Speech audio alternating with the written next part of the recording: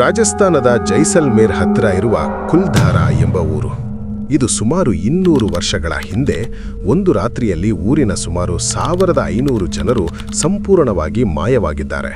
ಅವರು ಎಲ್ಲಿಗೆ ಹೋದ್ರು, ಹೇಗೆ ಹೋದ್ರು ಅಂತ ಇದುವರೆಗೂ ಯಾರಿಗೂ ಗೊತ್ತಿಲ್ಲ. ಆದರೆ ಇವಾಗ ಆ ಜಾಗ ಒಂದು ಟೂರಿಸ್ಟ್ ಸ್ಪಾಟ್ ಆಗಿ ಉಳಿದಿದೆ. ಹಾಗಿದ್ರೆ ಏನಾಯ್ತು ಆ ಜಾಗದಲ್ಲಿ? ಮತ್ತೆ ಜನರು ರಾತ್ರಿ ಆದ ತಕ್ಷಣ ಯಾಕೆಷ್ಟು ಹೆದರ್ತಾರೆ ಅಂತ ತಿಳ್ಕೊಳ್ಬೇಕಾದ್ರೆ ನಮ್ಮ ಚಾನಲ್ಗೆ ಸಬ್ಸ್ಕ್ರೈಬ್ ಮಾಡಿ. ಯಾಕಂದ್ರೆ 100ರಲ್ಲಿ 98% ಸಬ್ಸ್ಕ್ರೈಬ್ ಮಾಡದೆ ನೋಡ್ತಿದ್ದೀರಾ. ಇಂತಹ ಮಿಸ್ಟೀರಿಯಸ್ ಹಾಂಟೆಡ್ ಟ್ರೂ ಸ್ಟೋರಿಗೋಸ್ಕರ ಸಬ್ಸ್ಕ್ರೈಬ್ ಮಾಡಿ, ಸಪೋರ್ಟ್ ಮಾಡಿ ಅಂತ ಹೇಳ್ತಾ let's back to the story. 2011ರಲ್ಲಿ 4 ಜನ ಪ್ಯಾರಾನಾರ್ಮಲ್ ಇನ್ವೆಸ್ಟಿಗೇಟರ್ಸ್ ಕುಲ್ಧಾರಾ ಊರಿಗೆ ಬರ್ತಾರೆ. ಅವರಲ್ಲಿ 3 ಕಾರ್ನಿಂದ ಕೆಳಗಿಳಿದು ಆ ಅಬ್ಯಾಂಡನ್ಡ್ ಊರೊಳಗೆ ಹೋಗ್ತಾರೆ. ಅವರು ಮೊಬೈಲ್, ಮೈಕ್ ಹಾಗೂ ಗೋಸ್ಟ್ ಡಿಟೆಕ್ಟಿವ್ ಗ್ಯಾಜೆಟ್ಸ್ಗಳನ್ನು ಒಯ್ತಾರೆ.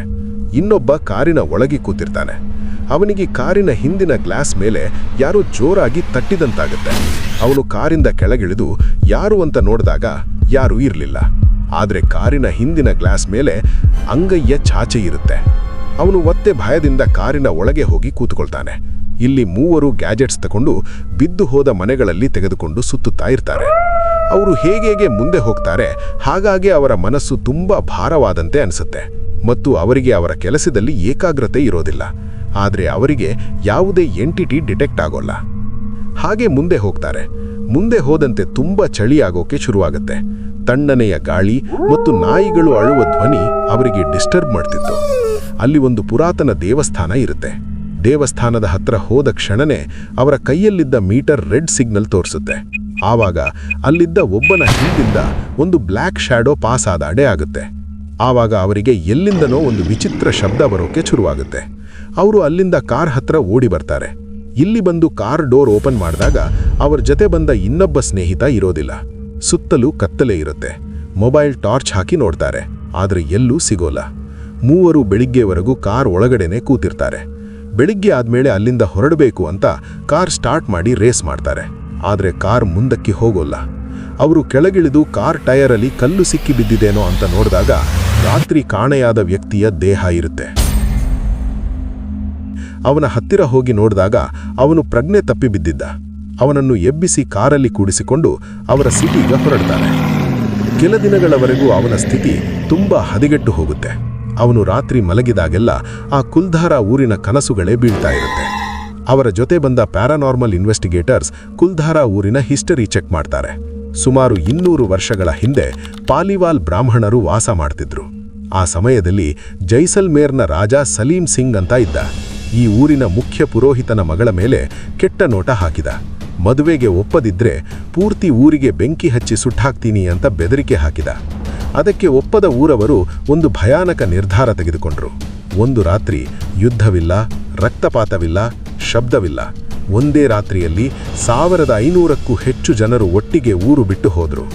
ಮರುದಿನ ಸಲೀಂ ಸಿಂಗ್ ಸಿಟ್ಟಿನಿಂದ ಊರನ್ನೇ ಸುಟ್ಟಾಕಿ ಅಂತ ಆಜ್ಞೆ ಮಾಡಿದ. ಆದರೆ ಊರಲ್ಲಿ ಯಾರೂ ಇರಲಿಲ್ಲ. ಊರೊಳಗೆ ಬಂದು ನೋಡಿದಾಗ ಮನೆಗಳ ಬಾಗಿಲು ತೆರೆದೆಯೇ ಇತ್ತು.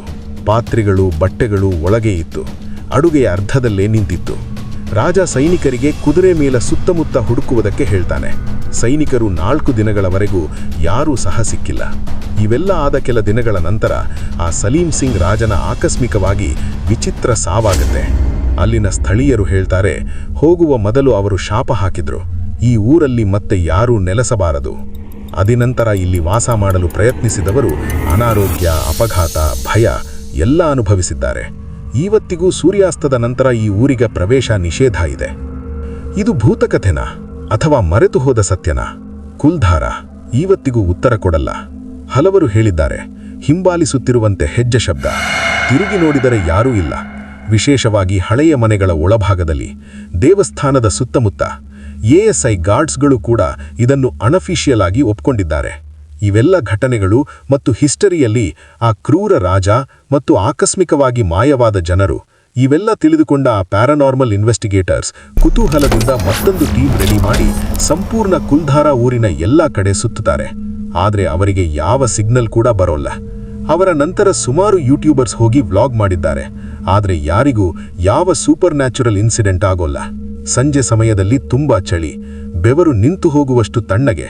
ಹತ್ತಿರದ ಜೈಸಲ್ಮೇರ್ನಲ್ಲಿ ಸಾಮಾನ್ಯ ಹವಾಮಾನ ಇದ್ದರೂ ಕುಲ್ಧಾರಾ ಒಳಗೆ ಮಾತ್ರ ಬೇರೆ ಅನುಭವ. ಪ್ರವಾಸಿಗರು ಹೇಳಿದ್ದು ಯಾರೋ ನೋಡ್ತಾ ಇದ್ದಾರೆ ಅನ್ನೋ ಫೀಲಿಂಗ್. ಒಂಟಿಯಾಗಿ ನಡೆದಾಗ ಮನಸ್ಸಿಗೆ ಭಾರ, ಎದೆ ಒತ್ತಿದಂಥ ಅನುಭವ. ಕೆಲವರು ತಕ್ಷಣ ಸ್ಥಳ ಬಿಟ್ಟು ಹೊರಟಿದ್ದಾರೆ. ಹಗಲೊತ್ತಿನಲ್ಲೂ ಒಮ್ಮೆ ಒಳಗೆ ಹೋದರೆ ಹೊರಬರುವ ದಾರಿ ಗೊಂದಲ. ಫೋನ್ ಸರಿಯಾಗಿ ಕೆಲಸ ಮಾಡಲಿಲ್ಲ ಅನ್ನೋ ರಿಪೋರ್ಟ್ ಕೂಡ ಇದೆ. ಅಲ್ಲಿ ಹೋಗಿ ಬಂದ ಜನರಿಗೆ ಕೇಳಿದಾಗ ಇದು ನಮ್ಮ ಜೀವನದ ಅತೀ ಭಯಾನಕ ರಾತ್ರಿ ಎಂದು ಹೇಳಿದ್ದಾರೆ. Archaeological survey of India ASI sunset ನಂತರ ಪ್ರವೇಶ ನಿಷೇಧ.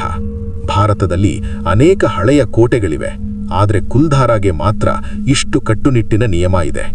ಗೌರವ್ ತಿವಾರಿ ನಿಮಗೆಲ್ಲರಿಗೂ ಗೊತ್ತಿರ್ತಾರೆ. ಭಾರತದ ಅತ್ಯಂತ ಪ್ರಸಿದ್ಧ ಪ್ಯಾರಾನಾರ್ಮಲ್ ಇನ್ವೆಸ್ಟಿಗೇಟರ್ ಮತ್ತು ಭಾರತದ ಮೊದಲ ಇಂಡಿಯನ್ ಪ್ಯಾರಾನಾರ್ಮಲ್ ಸೊಸೈಟಿ ಸ್ಥಾಪಕ. ಆದರೆ 2016ರಲ್ಲಿ ಅನುಮಾನಾಸ್ಪದ ಪರಿಸ್ಥಿತಿಯಲ್ಲಿ ಸಾವನ್ನಪ್ಪುತ್ತಾರೆ. ಅವರು ಕುಲ್ಧಾರಾಗೆ ಹೋಗಿದ್ದಾರೆ.